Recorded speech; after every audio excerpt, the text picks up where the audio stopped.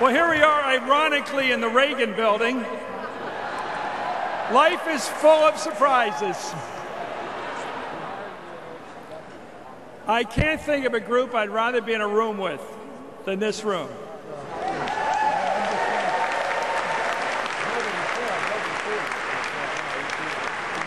Because we all have that secret little fact that nobody else can take away from us. Those 2 years we spent in the Peace Corps.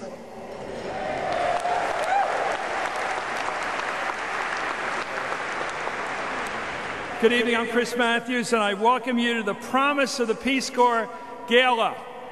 Tonight's the capstone of a year-long anniversary of the Peace Corps' remarkable, believe it or not, 50-year legacy. We've had 1,000 events this year in 80 countries, believe it or not, in all 50 states, with 1.5 million people participating in this celebration of the half-century. And this has been the largest, grandest anniversary celebration ever, and it is here tonight. It's helped raise the profile, inspire interest in the Peace Corps, and enhance support for it. You know, when people ask me whether they should join the Peace Corps, I usually have a couple of questions for them. I always say, how are you at languages? That's a pretty good start, you know? If you're good, you're going to be great. And secondly, how are you at being utterly, completely, late at night, or better yet, around supper time like this, completely alone? Completely. With you and the BBC. And that's all you got. And the sun's coming down, and it's going to keep coming down, and you're still alone out there. Nothing was as scarier in my whole life than when I was landed by the Minister of Commerce in Swaziland, in Khutahan, Swaziland, and I was all alone, and I said, how in the world did I get here? Completely alone, and in a matter of months, I said, this is the greatest decision of my life. And it is now, looking back on it, the great, for all of us here, the life changer, the thing that made us who we are.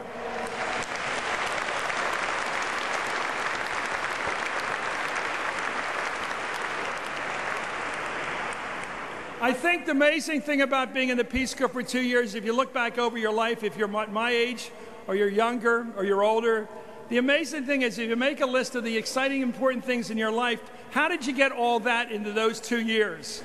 And I'm not going to tell you all those things that happened, because everybody here has something that happened in those 2 years they'd really not like to talk about, if you're like us.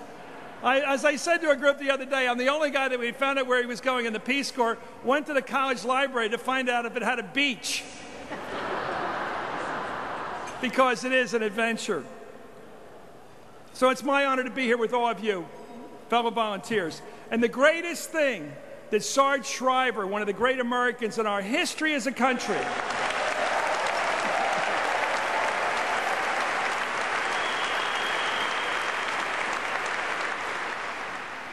the greatest thing he did about the Peace Corps was when he said it will be run by the volunteers. It's a volunteer-driven organization, not a staff-driven organization. That, to me, is the key. It's all about the people out there on the front, all out there alone, speaking the other language, trying to get along with people they've met and become lifelong friends with. It's all about the volunteer. That's what the Peace Corps is about. And I think that's Sarge Shriver's great, brilliant understanding of what it's like to be out there on the line. I have this note here about our independence as an organization. This is not part of some PR operation, the Peace Corps. It's not part of some foreign policy move or push. It's about peace. And it's about the world and what the United States, as individual people, can do to bring peace in the world. I came across this, and you know, of all the people, besides Jack Kennedy and Sarge Shriver, who understood that, was, of all people, Lyndon Baines Johnson. I'm going to tell you a story now. If you got mixed feelings about Johnson, like a lot of us do, let me tell you what Johnson did. Sarge Shriver, and Tim's down here, Sarge Shriver was worried about the Peace Corps being grabbed up by the bureaucracy back in '61 when his brother-in-law gave him the job. And he goes to the best bureaucrat in Washington. I mean, the best good bureaucrat. I mean, J. Edgar Hoover was a bureaucrat, but I'm talking about the best good bureaucrat. And he went to LBJ. And here's what LBJ, the cowboy boots guy, the guy who ran the city, You put the Peace Corps in the Foreign Service and they'll put striped pants on your people. When all you want them to have is a knapsack and a toolkit and a lot of imagination. And they'll give you 101 reasons why it won't work every time you want to try something different. If you want the Peace Corps to work, friends, you'll keep it away from the folks downtown who want it to be just another box in the organizational chart. LBJ, all the way.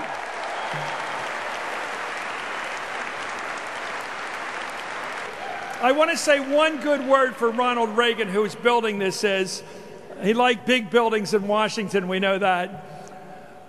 Back when he was president, his budget director, who I'm sure was a real sugar plum, decided to erase the Peace Corps budget. And Reagan saw it and said, "Don't dare do that. I just met with the Prime Minister of Fiji, and it was the only good thing he had to say about us." Good night, everybody.